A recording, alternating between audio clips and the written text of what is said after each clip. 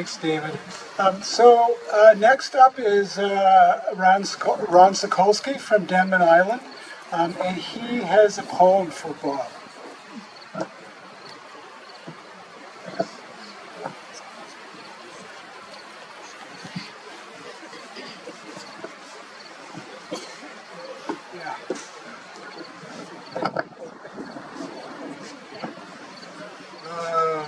How's that? Yeah, that's good.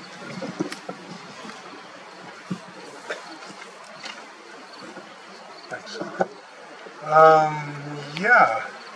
I have been told that I need to be brief as possible here because there are a lot of people with very important things to say, as you've already experienced. So I'll try to stick to my notes. The notes are related to the poem.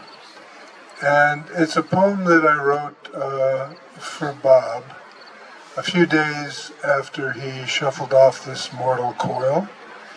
And it's been circulated a bit. It's been on the Open Road website, and certain key people in Bob's life have seen it. But there's been no context for it. So I thought I'd give you a little bit of that context before I actually read you the poem. And it was one of those poems that pretty much wrote itself. And that is that I just sort of sat down and it all flowed. And it was all right there at my fingertips. But I wanted to give it a little pizzazz that seemed to be missing, a little Hollywood pizzazz, knowing Bob and knowing what you've already heard about his passion for movies and all of that. And so I thought I'd see what I could do about that. Anyway, the first movie that came to my mind, that I might draw on was the movie Rebel Without a Cause. And, James Dean, the red jacket. We all wanted a red jacket like that. We all lusted after a red jacket like that. We lusted after Natalie Wood, too, but that's another story. And James Dean, actually, if you know his history. Anyway, I saw an interview that was done with Nicholas Ray, the director of Rebel Without a Cause. And he was asked what kind of advice he would give to people just starting out in life, if he could give them some words of wisdom. And he thought a bit, and then he said, "Don't expect too much." And I thought, don't expect too much? Is that it? Is that all you have to say? No, that's not Bob. Bob expected a lot of life. Bob had this joyous approach to life. So I wasn't going to go with Nicholas Ray. He was too pessimistic. And Bob was very idealistic in lots of ways. And his politics reflected that.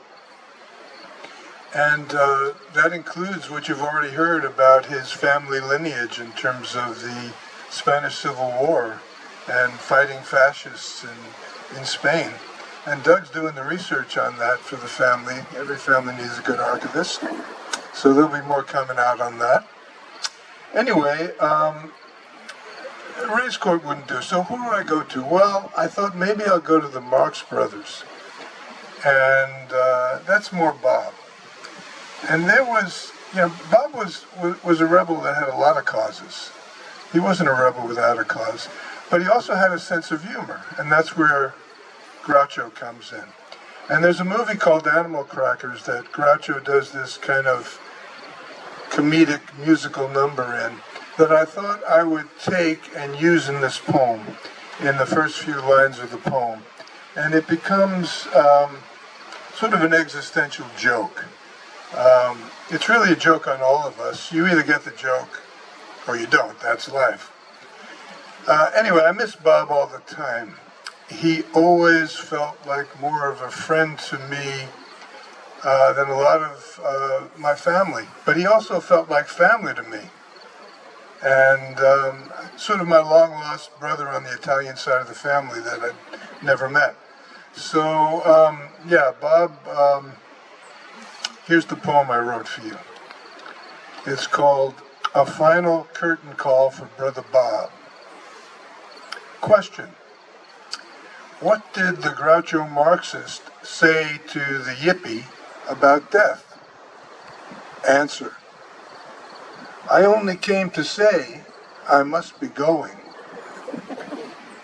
These words are not a renunciation of the serious side of life, but a refusal to take oneself too seriously. Not a denial of life's wonder, but an understanding of its fragility. A passionate man with sentiments of fierce tenderness, whose fervent embrace of social justice leaned heavily toward the theatrical, but was never trivial, toothless, or trendy. Not cut out to be a cynical hipster, he proudly wore his heart on his sleeve and sported the black rose of anarchy in his lapel. A musical aficionado with a twinkle in his eye, who possessed a satirical streak as long as Hastings Street, where a plutocrat's library could be transformed into a DTS community center, and as wide as the Salish Sea, on whose island shores he came to dwell in his later years. A rhymer of verse, a force for better, not for worse, crafting words with just enough of a joyous zing to swoop us under his wing, just enough of a badass bite to say that every dog would have his day and every cat her night.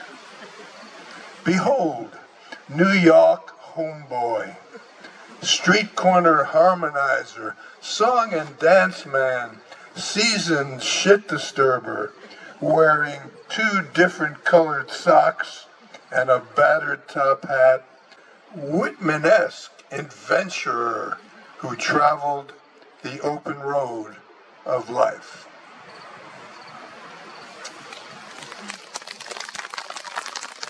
Hey, thanks.